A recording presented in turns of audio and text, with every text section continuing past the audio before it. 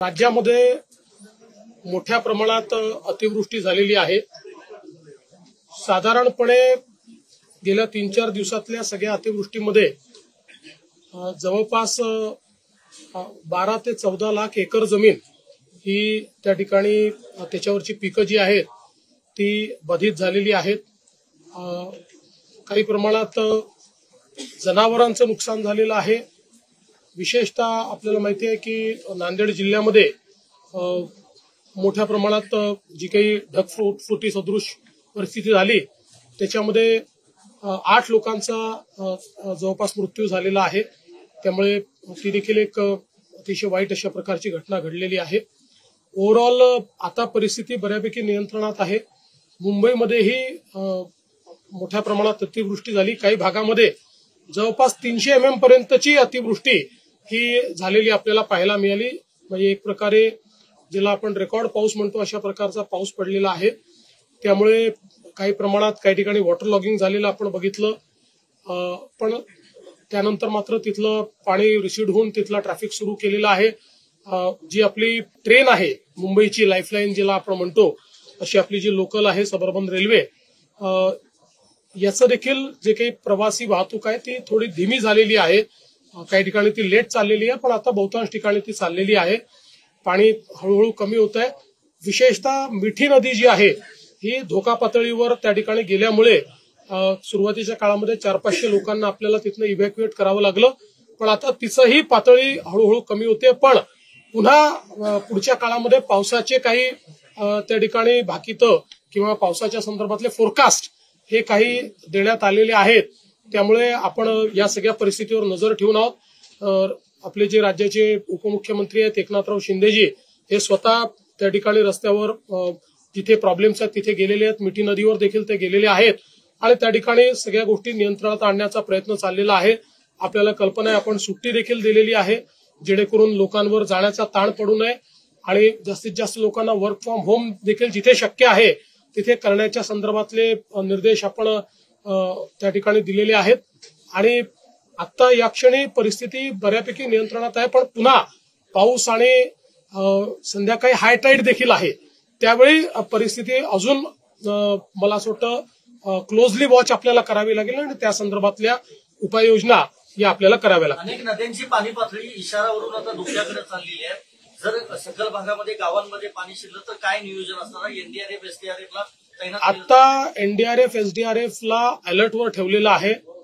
बहुतांश नद्या इशारा पातळीवर आहेत, काहीच नद्या इशारा पातळीच्या वर चाललेल्या आहेत।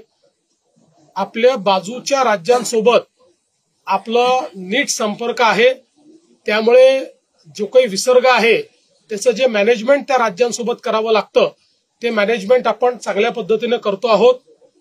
बऱ्यापैकी बाजूची राज्य देखील आपल्याला त्या ठिकाणी जी काही मदत करायची ती मदत करतायत। आता विशेषतः चिंता आपल्याला हिप्परगीची आहे आणि त्याच्यात त्यांनी विसर्ग सुरू केला, पण तो अधिक करावा अशा प्रकारचे म्हणजे आपल्याला वाटतं, तर ते त्यांच्याशी आपला व्यवहार चाललेला आहे। आणि तेलंगणासोबतही योग्य प्रकारचा आपला त्या ठिकाणी संपर्क चाललेला आहे। काही कॅचमेंट्स मात्र असे आहेत की जे कंट्रोल्ड कॅचमेंट्स नाही आहेत, काही कॅचमेंट्स हे अनकंट्रोल्ड कॅचमेंट्स आहेत। त्या कॅचमेंटमध्ये जरा जास्त आपल्याला धोका आहे, तर त्याच्याकडे आपण लक्ष ठेवणार आहोत। साहेब, मिठी नदीमध्ये जो परत एकदा प्रश्न उपस्थित होतो की मुंबईमध्ये पाऊस झाला मान्य, तर 300 ml झाल्यामुळे एवढं झालंय का तिथल्या परत प्रश्न काय गाळणं निघालं, प्लास्टिक वगैरे असं दोन्ही गोष्टी याच्याकरता आहे। एक तर 300 mm पाऊस जेव्हा होतो तेव्हाच हा मोठा पाऊस मानला जातो। हा काही रेग्युलर पावसापेक्षा किंवा अतिवृष्टीपेक्षाही एक प्रकारे जास्ती पाऊस आहे। पण त्यासोबत मागच्या काळामध्ये आपल्याला माहिती आहे की मिठी नदीचं काय झालं, म्हणजे त्याच्यामध्ये कशा प्रकारे घोटाळे झाले याच्या आता सुरस आणि चमत्कारिक कथा आपल्या समोर येत आहेत। त्याच्यामुळे पूर्वीच्या काळात मिठी नदीमध्ये गाळ काढण्याच्या नावावर ज्यांना काम दिलं होतं त्यांनी काय काय केलंय हे आता समोर आलंय। तर नव्याने ती कामं हातामध्ये घेऊन राज्य सरकारने महानगरपालिकेला आदेश दिलाय आणि महानगरपालिका नव्याने आता ते कामं करते। सर, वसई-विरार पालघर या भागामध्ये आता मोठ्या प्रमाणामध्ये पावसाचं पाणी अनेक रस्ते पाण्याखाली आहेत। अहमदाबाद हायवे सुद्धा ही आपण कालपासूनच या संदर्भातली माहिती दिलेली आहे।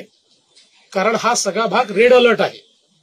आपल्याला माहिती आहे की जो पूर्वी महासागर आहे, महासागराचा पूर्वी जो भाग आहे, याच्या भागामध्ये एक लो प्रेशर बेल्ट तयार झालेला आहे. बंगालच्या उपसागराच्या भागामध्ये एक लो प्रेशर बेल्ट तयार झालेला आहे. आणि जोपर्यंत लो प्रेशर बेल्ट आहे तोपर्यंत अतिवृष्टी संभावित आहे. आणि म्हणूनच इकडे रेड अलर्ट दिलेला आहे. रेड अलर्ट प्रमाणे या ठिकाणी मोठ्या प्रमाणात पाऊस पडतोय आणि त्यामुळे काही अडचणी या निर्माण होत आहेत. कारण आपल्याला माहिती आहे की आपलं सगळं जे काही डिझाईन असतं हे नॉर्मल प्लस 10% असतं, पण ज्यावेळेस अतिवृष्टी होते त्यावेळेस काही काळ डिस्रप्शन्स निर्माण होतात. ते डिस्रप्शन्स कसे दूर करायचे अशा प्रकारचा प्रयत्न आपण करतो. आणि म्हणूनच आपण यावेळी दर 3 तासांनी लोकांना अलर्ट देतो की कुठे पाऊस पडणार आहे, किती पाऊस पडणार आहे, काय केलं पाहिजे. अर्थात इतकं असताना देखील शेवटी लोकांना काही कामं असतात, ट्रान्सपोर्टेशनचे काही विषय असतात, काही लोकांचं त्या ठिकाणी महत्वाच्या कामांनी जाणं येणं असतं. त्यामुळे अशा प्रकारचे रस्ते तुंबतात त्यावेळेस त्यांना अडचणी होतात, पण त्या वेगानं